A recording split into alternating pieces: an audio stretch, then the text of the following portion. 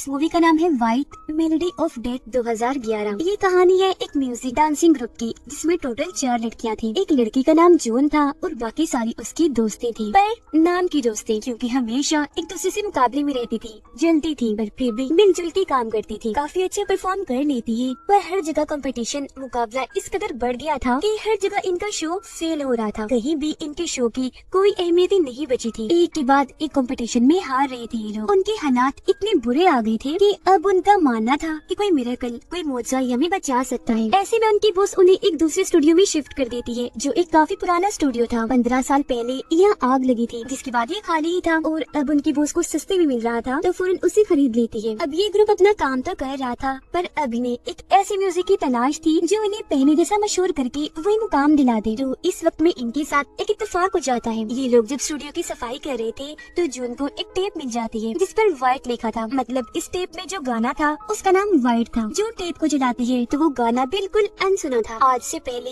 कभी ना सुना गया। उसे गाना काफी पसंद आया, इसीलिए अपने बॉस को भी दिखाती है। इस गाने की वीडियो में कहीं भी गाने के मालिक का कोई नाम नहीं था, ना ही गाने का कोई रिकॉर्ड था। इसीलिए बॉस फैसला करती है कि अब इस गाने को ही अपनाएंगे। जिसके बाद ये लड़कियां गाने को तो कॉपी करती ही है, साथ ही इसके डांस की हर एक स्टेप मूव को भी कॉपी कर रही थी। ये गाना, ये डांस, हर चीज सिर्फ जून को ही काफी पसंद आई थी, बाकी लड़कियों को बिल्कुल भी नहीं। क्योंकि गाना तो फिर भी ठीक था, पर इसका जो डांस था, कुछ उल्टे सीधे स्टेप्स, हरकतों के अलावा कुछ भी नहीं था। पर सारी लड़कियों को ऐसा करना ही था क्योंकि उनकी बॉस का हुक्म था, ऊपर से और कोई रास्ता भी नहीं था। अगले ही शो में वो इसी गाने पर परफॉर्म करती है। ये गाना सभी को काफी पसंद आता है। रातों रात उनका शो हिट हो गया, हर जगह छा गए थे वो लोग। इस गाने से न सिर्फ उनकी खोई हुई शोहरत वापस आई, बल्कि कुछ बड़ी बड़ी जगहों से काम करने की ऑफर्स भी उनके लिए आने लगी। मगर उससे पहले इन लड़कियों का टारगेट एक चैलेंज, एक मुकाबले को जीतने का था, जिसके बाद उनकी अपने नाम का ब्रांड होगा, जो ब्रांड सबसे ऊपर होगा। जिसके बाद वो इतनी मशहूर हो जाएंगी कि टीवी एड्स पर भी काम करने के लिए उन्हें ऑफर्स आने लगेंगे। लेकिन उससे पहले तो इसी गाने पर एक वीडियो शूट करना जरूरी था, जो जाहिर है उन्हें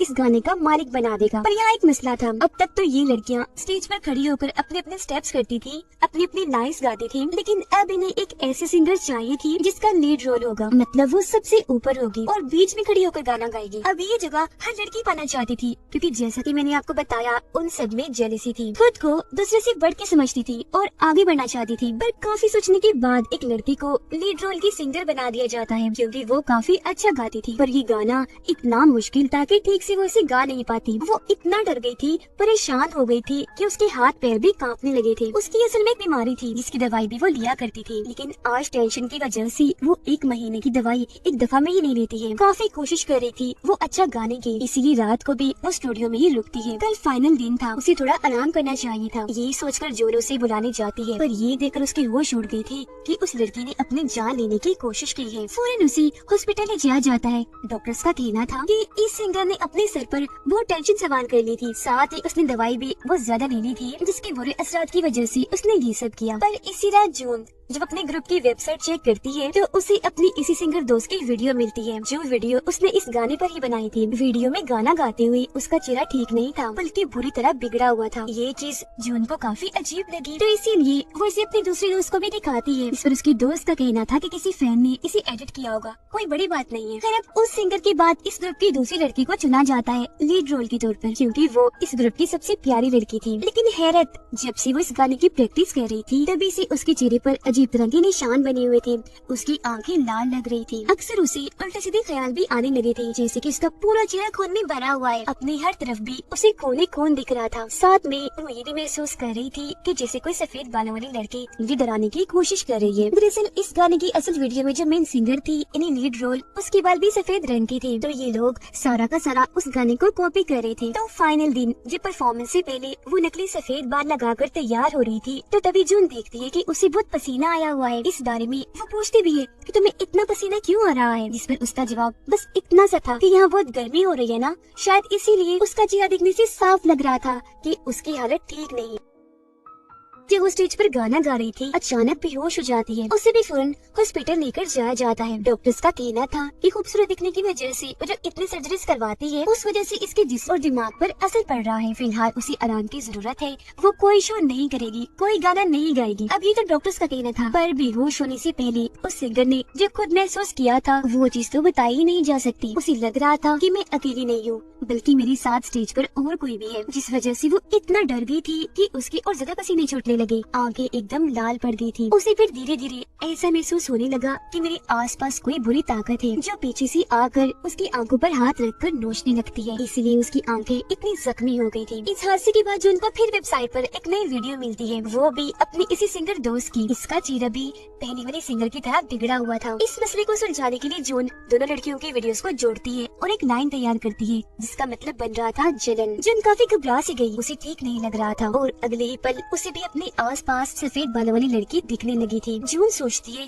कि कोई इत्तेफाक नहीं हो सकता, जो अभी लीड रोल बन रही थी उसके साथ ही कोई न कोई हादसा हो रहा था, इस सब के पीछे कोई न कोई मतलब तो होगा। उसे अब लगने लगा था कि जरूर ये गाना कर्स्ड है, यानी कि इस गाने में कोई ना कोई तो बुरी चीज, ये बुरी ताकत है, क्योंकि उसे भी ये बात पता थी कि दोनों सिंगर्स जब परफॉर्म कर रही थी तो उन्हें पसीना आ रहा था। उन्होंने गर्मी का बोला था, तो गर्मी तो आग लगने की वजह से ही होती है ना। फिर जून को याद आता है कि 15 साल पहले इस स्टूडियो में आग लगी थी, तो उस हादसे का जरूर इस सबसे कोई ताल्लुक है, इसीलिए वो अपने दोस्त को 15 साल पहले हुए उस हादसे की जांच करने का कहती है। अब इस ग्रुप की दोनों मेन सिंगर्स तो हॉस्पिटल में थी, इसलिए तीसरे ग्रुप के मेंबर को चुन लिया जाता है, जो गाना तो बिल्कुल नहीं जानती थी पर काफी अच्छी डांसर थी। हालांकि जून भी काफी अच्छी डांसर थी, पर हर लड़की उसे तंग किया करती थी, नीचा दिखाने की कोशिश करती थी, क्योंकि वो मेन नहीं बैक डांसर थी, यानी मेन डांसर के पीछे डांस करने वाली। वो इस डांसर जो लीड रोल बनी थी उसे गाना गाने से मना करती है, तो वो डांसर ये सोच लेती है कि जून क्योंकि बैक डांसर है इसलिए मुझसे जल रही है और मुझे गाना गाने से मना कर रही है, क्योंकि ये जगह वो लेना चाहती है, इसीलिए वो जून की काफी बेइज्जती करती है। अब जून ने उसे इसलिए भी मना किया था क्योंकि उसे इस डांसर की भी शक्ल बिगड़ी वीडियो मिल जाती है, जो पहले दोनों लड़कियों की भी मिली थी, पर वो ये कैसे बताती कि ये गाना तो कर्स्ड है, क्योंकि उसके पास कोई सबूत नहीं था। फिर अब वो डांसर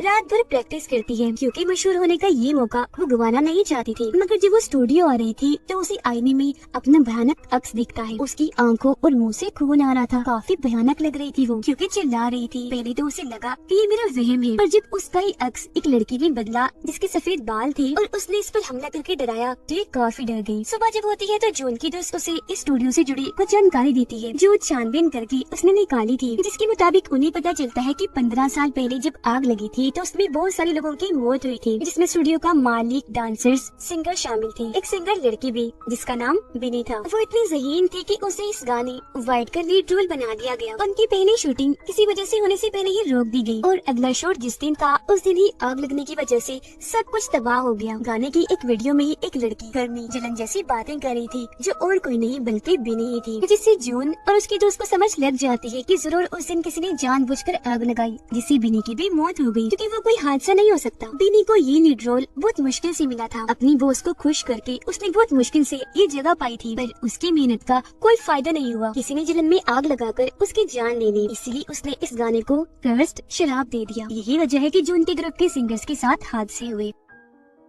जून को ये भी पता चलता है कि जब आग लगी थी तो उसे कुछ दिन पहले एक बैक डांसर ने अपनी जान ले ली थी, मगर क्यों फिलहाल इसकी वजह सामने नहीं आती। जून को भी ये चीज फिलहाल जरूरी नहीं लगी, जरूरी था बेनी के बारे में जानना और जून की तीसरी साथी को बचाना। हालांकि जून ने उसे मना भी किया गाना गाने के लिए, पर उसने बात नहीं मानी। बाकी दोनों लड़कियों की तरह तीसरी के साथ भी हादसा हो जाता है। जब वो परफॉर्म कर रही थी तो एक भारी सा बोर्ड उसके ऊपर आकर गिरा, जिससे वो काफी जख्मी हो गई। बदकिस्मती से उसकी रीढ़ की हड्डी टूट गई, उसकी जान तो बच गई, पर अब की बात वो कभी भी डांस नहीं कर पाएगी। अब सिर्फ जून ही बची थी, जो अपनी दो दोस्तों के साथ मिलकर इस गाने को अच्छे से चेक कर रही थी, इस सोच के साथ कि शायद उन्हें कोई सुराग ही मिल जाएगी। इस गाने को शूट करने से पहले ही क्यों रोक दिया गया, और बेनी के बदले के बारे में भी काफी कोशिशों के बाद उन्हें बस इतना पता चलता है कि फाइनल दिन से पहले बेनी जब इस गाने पर परफॉर्म कर रही थी तो बार बार वो अपने चेहरे को बालों से छुपा रही थी, क्योंकि उसके चेहरे पर नाखूनों के निशान थे। यहाँ बड़ी बात ये पता चली कि यही वजह थी कि शूट होने से पहले ही कैंसिल कर दिया गया, मतलब किसी ने जलन जेलसी में बिनी का चेहरा बिगाड़ दिया होगा। मगर इसके बावजूद भी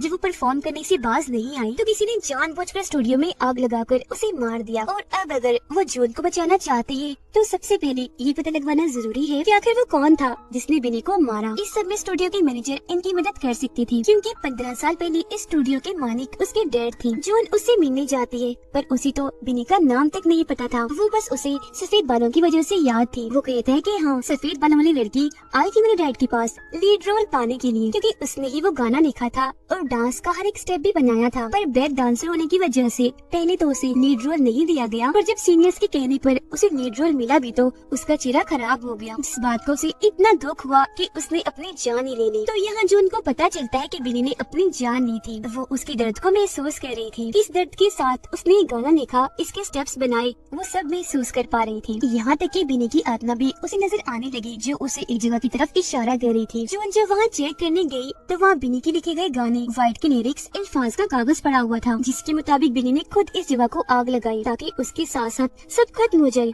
ऐसा हुआ भी, पर आज तक बिनी की आत्मा को सुकून नहीं मिला। उसकी आत्मा को सुकून देने के लिए जून उसका फ्यूनरल रखती है, जिसमें वो उसकी आखिरी निशानी व्हाइट गाने के टेप को दफन कर देती है, क्योंकि उसे लग रहा था कि अब क्योंकि सबको पता चल गया है कि बिनी के साथ इतना बुरा हुआ तो अब उसकी आत्मा को सुकून आ जाएगा। इसी यकीन के साथ वो इस गाने को बिल्कुल ही बदल कर अपने अंदाज में इसका नया वर्जन बनाती है, खुद नए स्टाइल में इसे गाती है ताकि इस गाने को अपना नाम दे सके। जिसके बाद वो इस गाने को एक मुकाबले के शो में भी गाने वाली थी। उसने अपना हुलिया बिल्कुल बिनी जैसा ही बना लिया था, उसकी तरह ही सफेद बाल कर लिए थे, जिससे साफ लग रहा था कि उसने दिल से इस गाने को अपना लिया है। उसकी दोस्त जून की इस कामयाबी पर खुश तो थी, पर पता नहीं क्यों उसे फिक्र हो रही थी। बार बार उसे लग रहा था कि जरूर कोई गड़बड़ है। आखिर कैसे ये इतना मुश्किल कर्ज इतनी आसानी से ही खत्म हो गया। वो दोबारा से असल गाने की वीडियो देखती है और उसे एक काफी बड़ी बात पता चलती है कि गाना बेशक बिनी गा रही है, पर गाने के अल्फाज उसके होंठों की मूवमेंट से मैच नहीं हो रहे, मिल नहीं रहे। मतलब उसे फ्लिपसिंग कर रही है, होंठ हिला रही है, उसे ये नहीं पता कि गाना क्या है। जिससे यहाँ इस बात से पर्दा उठता है कि ये गाना असल में बिनी का नहीं बल्कि किसी और का है। उसे यहाँ बाकी 3 लड़कियों जैसी जून की भी वीडियो मिलती है जिसमें उसका चेहरा भी बिगड़ा हुआ था। ये देखकर जून की दोस्त घबरा गई, क्योंकि वो सही थी, ये कर्ज अभी भी खत्म नहीं हुआ, जिसके हिसाब से अगली बारी जून की है। उसे यहाँ ये भी पता चलता है कि ग्रुप की बाकी 3 लड़कियाँ जो हॉस्पिटल में थी, ठीक होने के बाद उन्होंने किसी और ग्रुप में काम करना शुरू कर दिया था। पर आज जब उनका शो था तो पहले ही तीनों ने लीच पीकर अपनी जान ले ली। ये वीडियो जो उनकी दोस्त देख रही थी तो उन तीनों की लाशों के पास वो किसी बुरी आत्मा को देखती है जो अब जून को मारने के लिए जा रही थी। ये देखकर वो काफी डर गई। कॉल करके फौरन अपनी दोस्त जून को इस बारे में बताने की कोशिश करती है, पर काफी देर हो गई थी।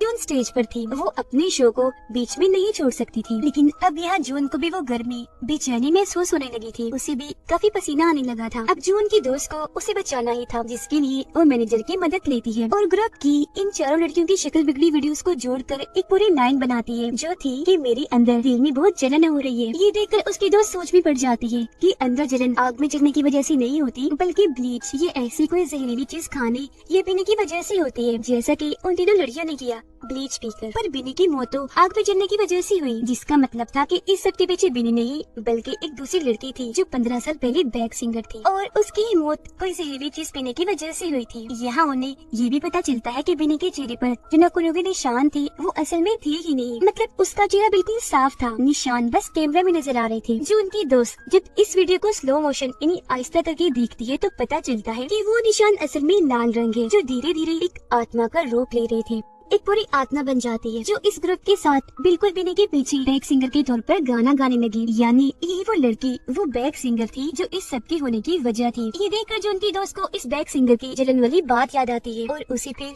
सारी बात समझ में लग जाती है। तो अब यहाँ पता चलता है कि ये व्हाइट गाना असल में उस लड़की बैक सिंगर का था। उसने इस गाने को लिखा और सारे स्टेप्स बनाए, पर बाद में बिनी ने उससे गाना चुरा लिया, उसे मार कर जुल्म करके उसका चेहरा बिगाड़ दिया, क्योंकि बिनी जानती थी कि खराब चेहरे की वजह से लीड रोल तो उसे कभी नहीं मिलेगा। और इस बात के गम में उस बैक सिंगर ने ब्लीच पीकर अपनी जान ले ली। मरने से पहले उसने इस गाने के कुछ लिरिक्स लेकर ये जलन वाली लाइन बनाई, जिससे ये गाना हमेशा के लिए कर्स्ड हो गया, जिसके मुताबिक जो भी इस गाने को गाएगा वो मरेगा ही मरेगा। इसके बाद बिनी ने इस गाने को गाने की कोशिश की, पर शूट को कैंसिल कर दिया गया, क्योंकि असल वजह ये थी कि उस बैक सिंगर की आत्मा भी स्टेज पर आ जाया करती थी। बाद में जब बिनी ने इस बात को समझा और इस गाने के लिरिक्स को जलाना चाहा तो साथ ही जलने की वजह से उसकी भी मौत हो गई, पर गाना और उसकी उसके सारे लिरिक्स रह गए, वो नहीं जली। अब जून ने इस बात को समझ तो लिया था, पर तभी इस गाने की असली मालिक उस बैक सिंगर ने आकर बाकी लड़कियों के साथ साथ उसकी भी जान ले ली। उसके दोस्त ने काफी कोशिश की थी उसे बचाने की, पर नहीं बचा पाई। जून के मरने के बाद वो इस गाने से जुड़ी